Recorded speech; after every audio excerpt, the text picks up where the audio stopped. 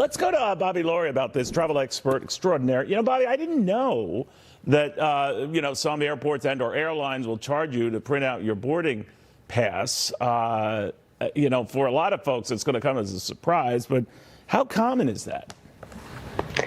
Hi, Neil. Thanks for having me back. I knew you were going to come back to this topic. It's actually becoming more and more common now, believe it or not, especially since we had the staffing shortages last summer. This is the airline's way to kind of meet in the middle here. You don't need so many people at the ticket counter if you're having most of the passengers checking in at home on the app or online. And but it's a machine. It's a helping lot out. of these, Bobby, it's a machine, right? So there's no people in the machine.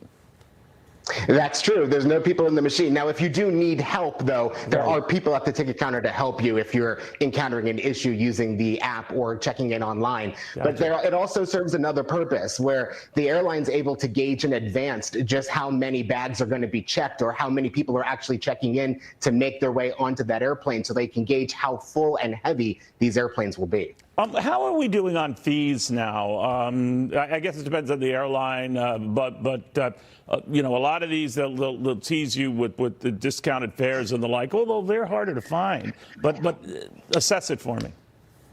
Yeah, well, it depends on the airline you're flying on, but those airlines that deem themselves low-cost carriers, you are still looking at fees for pretty much everything. You're looking at fees for calling the 1-800 number, printing out your boarding pass. If you make your way to the gate with a bag that should have been checked, you're going to end up paying higher fees than if you would have did it at the ticket counter or if you would have did it at home on your app before you even made it to the airport. We're still looking at some pretty high airline fees by way of things that used to be free pre-pandemic and pre-9/11. All right, so a rule of thumb there is try to have a small carry-on when it comes to that. Invariably, though, I notice a lot of airlines don't even like to bother with any luggage. They'll ticket it for you, and you could get it on the entry on the way out. But what's happening on that front? That's true. There are a lot of airlines out there now that are also charging you for carry-on bags as well. And in most cases, the carry-on bags are actually more expensive than if you were to check a bag.